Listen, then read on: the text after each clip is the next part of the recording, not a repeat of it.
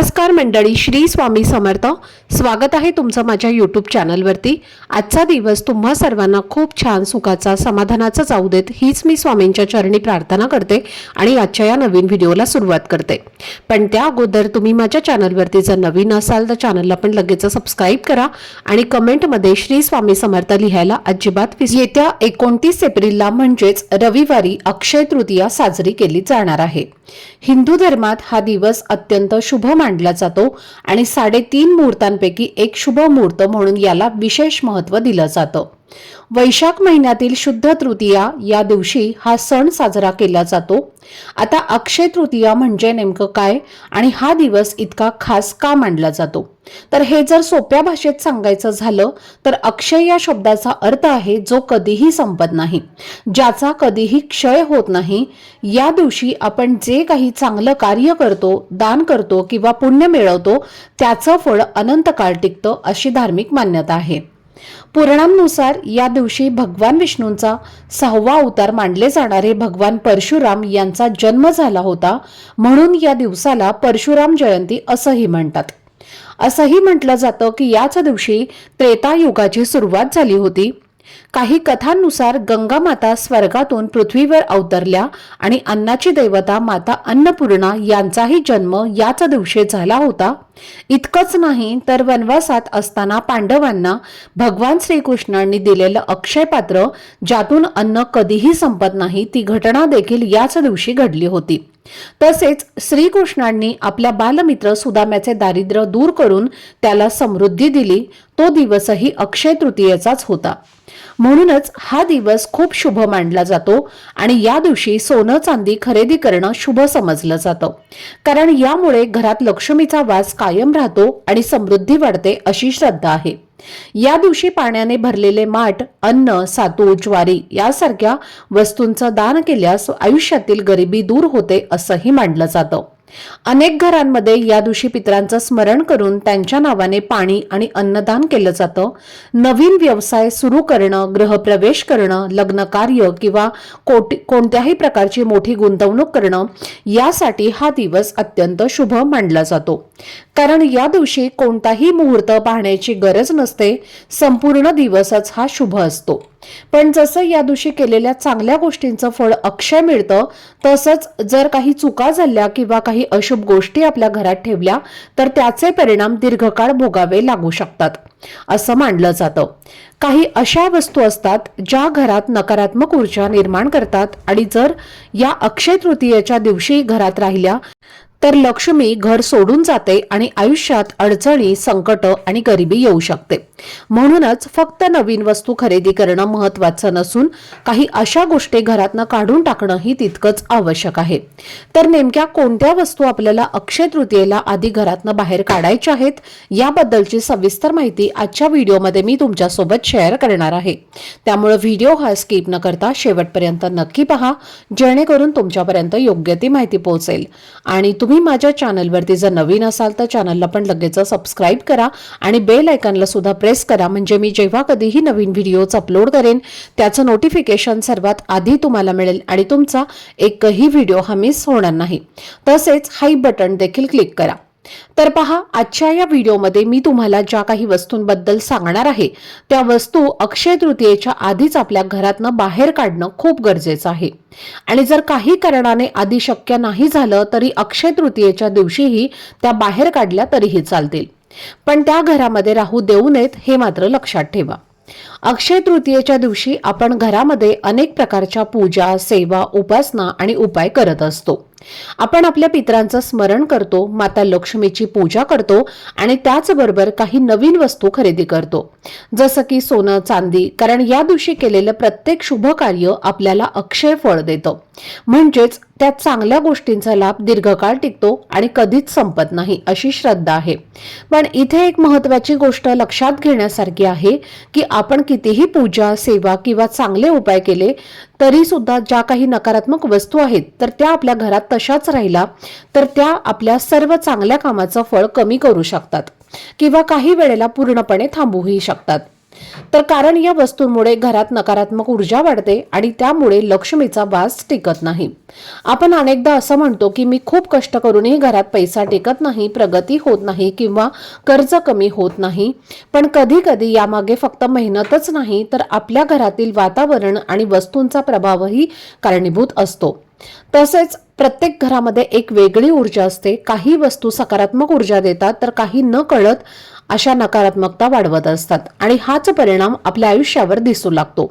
म्हणूनच फक्त मेहनत करणं पुरेसं नसतं, तर त्यासोबतच काही साधे नियम पाळणंही तितकंच गरजेचं असतं, जेणेकरून आपल्या कष्टांना नशिबाची साथ मिळेल आणि आपण केलेल्या प्रयत्नांचं योग्य फळ मिळेल. आणि त्यासाठीच अक्षय तृतीयेच्या आधी आपल्या घरातील काही अशा वस्तू ओळखून त्या बाहेर काढणं खूप महत्त्वाचं ठरतं. कारण या दिवशी आपण माता लक्ष्मी, भगवान श्री हरी विष्णू आणि आपल्या पितरांची सेवा करत असतो. त्यामुळे या दिवशी घरात शुद्धता, सकारात्मकता आणि चांगली ऊर्जा असणं खूप आवश्यक असतं. आणि जर आपण हे नीट पाळलं तर आपण आपल्या घरामध्ये केलेल्या प्रत्येक पूजेचं आणि सेवेचं संपूर्ण फळ हे आपल्याला मिळू शकतं. म्हणूनच पुढे मी तुम्हाला अशाच काही महत्त्वाच्या वस्तूंबद्दल सांगणार आहे, ज्या अक्षय तृतीयेच्या आधी घरातनं नक्की काढल्या पाहिजेत, जेणेकरून तुमच्या घरात सुख, समृद्धी आणि सकारात्मकता कायम राहील. आता यामध्ये सगळ्यात महत्त्वाची आणि पहिली वस्तू आहे ते म्हणजे बंद पडलेलं घड्याळ. खरं तर पहा, घड्याळ हे बंद पडणं म्हणजे एक ठिकाणी थांबणं, स्तब्ध राहणं. अनेकदा आपल्या घरातील घड्याळ हे बंद असतात. भावनेच्या भरात आपण त्यांना सांभाळून ठेवतो, मात्र तुम्हाला माहिती आहे का, त्यामुळे तुमची प्रगती कुठे ना कुठे थांबते. तुमच्या प्रगतीत अडथळा निर्माण होण्याचा एक संकेत असतो आणि त्यामुळे जर घरात बंद घड्याळ ठेवलं असेल तर ते तुम्हाला आत्ताच बाहेर काढायचं आहे किंवा ते दुरुस्त करून तुम्हाला घ्यायचं आहे. कारण वास्तुशास्त्रानुसार बंद पडलेलं घड्याळ हे कधीही घरामध्ये ठेवू नये. ज्या घरात बंद पडलेलं घड्याळ असतं तिथेच त्या घराची प्रगती सुद्धा थांबत असते. म्हणून ही वस्तू तुमच्या घरात असेल तर ती आवर्जून तुम्ही घरातनं बाहेर काढायची आहे. त्यानंतर पुढची वस्तू आहे ते म्हणजे तुमच्या घरात फाटलेले, मळलेले कपडे असतील आणि त्यामध्ये तुमची आर्थिक तंगी आहे तर ती दिसून येते. घरामध्ये पैशांच्या अडचणी येतात, हे कपडे आपण घालू शकत नाही, त्यामुळे घरात लक्ष्मी नाराज होऊ शकते. त्यामुळे तुम्हाला जर तुमच्या घरामध्ये असे फाटलेले, मळलेले कपडे आहेत जे तुम्ही पुन्हा कधीही वापरणार नाही तर ते आवर्जून तुम्ही घरातनं बाहेर काढायचे आहेत. या कपड्यांमध्ये एक नकारात्मक ऊर्जा जी आहे तर ती निर्माण होत असते. त्यानंतर पुढची वस्तू आहे ती म्हणजे झाडू. तर पहा, झाडूचा संबंध धन आणि लक्ष्मी यांच्याशी संबंधित आहे. तुटलेल्या झाडूने घरात कचराही नीट काढता येत नाही. त्याचमुळे तुमच्या घरामध्ये नकारात्मक ऊर्जा सुद्धा निर्माण होते. त्यामुळे जर तुमच्याही घरामध्ये तुटलेला खराब असा झाडू असेल जो तुम्ही वापरत नाही किंवा तुटलेला झाडू आहे आणि जो तुम्ही अजूनही वापरत असाल तर असा सुद्धा झाडू तुम्हाला घरातनं बाहेर काढायचा आहे आणि नवीन झाडू तुम्हाला खरेदी करायचा आहे. जर आपल्या घरामध्ये तुटलेला झाडू आपण जर वापरला तर घरामध्ये 100% पैशांच्या अडचणी येत असतात. यानंतर पुढची वस्तू आहे ते म्हणजे तुमच्या घरामध्ये सुकलेले रोपटं असेल तर म्हणजेच ते दुर्भाग्याचं लक्षण आहे. त्यामुळे वेळीच सुकलेलं झाड जे आहे तर ते घरातनं बाहेर काढा आणि अक्षय तृतीयेच्या दिवशी हिरवगार रोपटं तुम्ही घरात लावा. त्यामुळे तुमच्या घराची भरभराट होईल. बऱ्याच वेळेला असं होतं की आपल्या बाल्कनीमध्ये अनेक सुकलेली झाडं असतात जी भरपूर दिवसांपासून तशीच पडलेली असतात आणि ते घरातनं बाहेर आपण काढत नाही. पण सुकलेल्या झाडातून खूप जास्त प्रमाणामध्ये नकारात्मक ऊर्जा निर्माण होत असते, कारण झाड सुकलं की त्याची वाढ सुद्धा होत नाही. तिथेच आपल्या घराची भरभराट जी आहे तर ती थांबत असते. आपल्या घराची भरभराट होत नाही म्हणून असं सुकलेलं झाड जे आहे तर ते तुम्हाला आवर्जून तुमच्या घरातनं बाहेर काढायचं आहे आणि अक्षय तृतीयेला पुन्हा त्या कुंडीमध्ये एखादं छानसं हिरवगार रोपटं जे आहे तर ते तुम्ही लावू शकता. ज्यामध्ये तुम्ही तुळस लावली तरीही चालेल, मनी प्लांट तुम्ही लावू शकता. त्यामुळे नक्कीच तुमच्या घराची भरभराट होईल. त्यानंतर पुढची वस्तू आहे ते म्हणजे वापरत नसलेले चप्पल जोड जे असतात. बऱ्याच वेळेला असं होतं ना की आपण नवीन नवीन फॅशनचे चप्पल, बूट आणत असतो, पण ते वापरात नसलेले जुने चप्पलचे असतात किंवा जे बूट असतात तर ते आपण घरामध्ये तसेच ठेवत असतो आणि ते घरातनं बाहेर काढत नाही आणि हेच गरिबीचे कारण घरामध्ये ठरत असतं. कारण अशा चप्पलमुळे घरामध्ये दारिद्र्य येण्याचं सगळ्यात महत्त्वाचं आणि मोठं कारण जे आहे तर त्यामुळे घरामध्ये तुटलेल्या चपला जे आहेत तर त्या देखील दुर्भाग्याचं एक प्रतीक आहेत. त्यामुळे घरात नकारात्मक ऊर्जा जी आहे तर ती निर्माण होते आपल्या घरात येणारी माता लक्ष्मी ही सुद्धा परत घरातनं निघून जाते, मग अलक्ष्मी आपल्या घरामध्ये वास करत राहते।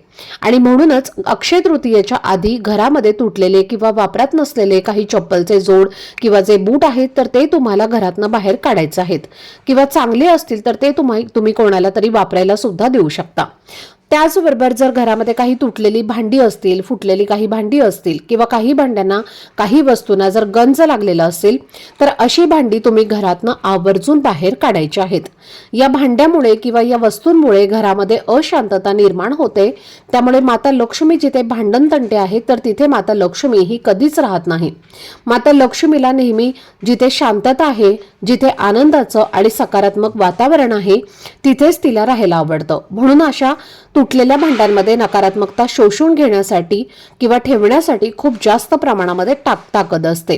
आणि म्हणूनच अक्षय तृतीयेच्या आधी तुम्हाला अशी तुटलेली फुटलेली किंवा गंज चढलेली काही भांडी तुमच्या घरामध्ये असतील, काही वस्तू तुमच्या घरामध्ये असतील तर त्या आवर्जून घरातनं बाहेर काढायच्या आहेत।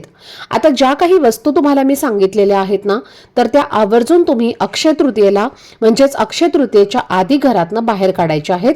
अगदी अक्षय तृतीयेच्या दिवशी सुद्धा तुम्ही बाहेर काढल्या तरी सुद्धा चालेल। आता तसेच या अक्षय तृतीयेच्या दिवशी आपल्याला आपलं घर सुद्धा स्वच्छ करायचं आहे। पूर्णपणे तुम्हाला डीप क्लिनिंग आपल्या घराची करायची आहे, कारण या दिवशी प्रत्येकाच्या घरामध्ये लक्ष्मी ही येत असते आणि तिला प्रसन्न करून घेण्यासाठी आपलं घर जे आहे तर ते स्वच्छ असणं खूप महत्त्वाचं आहे।